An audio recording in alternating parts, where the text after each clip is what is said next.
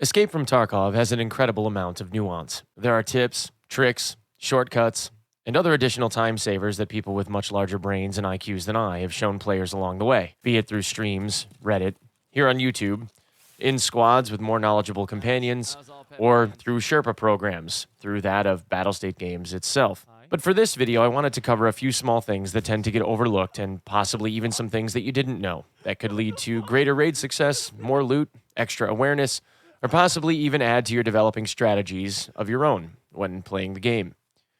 So here are my top 6 little-known secrets in Tarkov. Why 6? Because it's my video and I do what I want. Number 6, grenade tossing. Lots of people know how to throw a grenade, at least in Tarkov anyway. Either you hotkey it to your belt, press the corresponding button, and then left-click to throw it, or for a quick toss, you just press G. But there are additional ways to throw grenades. If you're using a hotkey, you also have the option to roll a grenade a short distance forward. This is accomplished by right-clicking rather than using left-click. This short throw can sometimes be helpful when trying to clear doorways, or in the case of the reserve, clearing out this other little-known spot on the map that tends to be camped by your wayward PMC or player scav. In addition, there is also the option of using your cover lean to throw the grenade.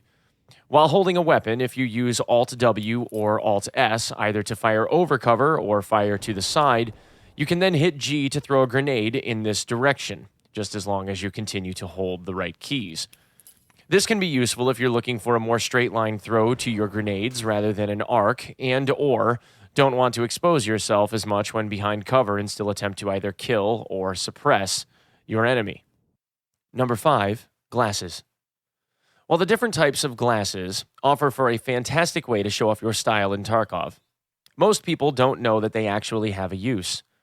This video provided by WikiAdmin Orbo9 shows that in the rain, placing glasses over your face decreases not only the number of water droplets hitting your face, but also the size of them, granting significantly increased visibility. Number 4, surgical kits. The introduction of Point 12 gave us a whole lot of new content to explore, and one of the most anticipated was that of surgical kits. These kits, of which there are 2 different types, allow a player to repair a blacked out limb, or in a pinch, repair a broken limb. The first being the CMS kit, which has 5 charges and takes up 2 squares, and the other being a larger surgical kit that takes up 3 squares and has 12 charges. But the differences between these 2 kits extend beyond that of just size and usage count. While both of these kits take the same amount of time to repair a blackened limb, the difference is in how well it heals you. When you repair a blacked out limb, that limb will suffer a penalty to its maximum hit points. The larger surgical kit will repair a limb to 80 to 90% of its maximum HP, while the CMS kit will only repair a limb back to 55 to 70% of its maximum hit points. So the question then becomes, would you rather have more HP for less free inventory space, or would you rather save a square and have a larger potential HP penalty? Number 3, Glukar's reserve lever/switch. With the addition of Point 12, there was this absolutely incredible map released, the Military Reserve Base. And if you haven't had the chance to explore it, I would suggest giving it a look. Just take a pistol and run around. It's massive, incredibly detailed, and well laid out, and you can spend tens of hours just getting lost and seeing all the little details the designer put in. It's really, really good. But if, like me, you've had some time to explore the base, you've naturally had a random instance where this extremely loud alarm buzzer would sound seemingly out of nowhere. Originally, most people thought that this was random, but it isn't. What's even further with this is the effect. Hardly anyone knows what the buzzer was for. Well, until now. The alarm is caused by a switch in a small hut next to the pawn building, or barracks buildings, found here on the map. Inside, you'll find a switch that sets off the alarm. Well, what does it do? 2 things. 1, it has a very high chance of spawning a pack of raiders or Glukar and his minions, if the boss hasn't already spawned.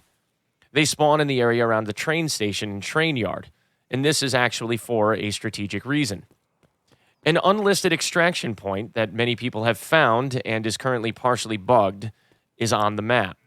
This extraction point, denoted by a glowing red stoplight above a hermetically sealed door, is located here, just inside one of the entrances to the underground garage. Now, the red light is supposed to denote that this door is closed and therefore unable to be accessed. However, with the current state of the game, this extract is bugged. If you're on the map and you haven't heard an alarm yet, anyone can leave through this doorway just by being next to it. Once the alarm starts playing, that means that this door has begun to quote-unquote open and would allow anyone to escape via the door. The alarm sounds for the duration of time that the door is open and available for people to leave. Once the alarm ends, the door closes, and the extract is unavailable until someone else throws the switch. The bots that spawn enter the map to prevent people from leaving via this door. Pretty cool, right? Number 2, hidden caches. Lastly, and this is more of a cool honorable mention for the .12 editions, are hidden caches. What looks like a very smart response to the request that there be random loot found everywhere on the maps, scattered throughout just about all of the outdoor maps other than the reserve, are different types of hidden caches of loot. They look like either piles of sticks and leaves called ground caches, or lids to buried plastic drums called buried barrel caches.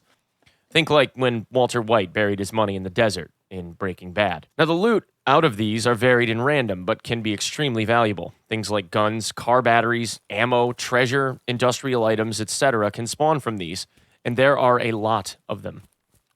From all reports, they seem to be incredibly lucrative and offer a very nice alternative for people to look for valuables without needing keys or needing to rush for loot spawn rooms like 310 or 222 on Shoreline. At last count, there were 22 caches on Shoreline, 16 on Customs, 14 on Interchange, and several more on Woods.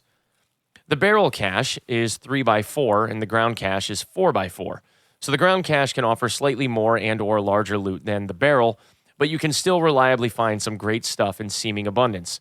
So get out there and get hunting. Number 1, the repelling extracts.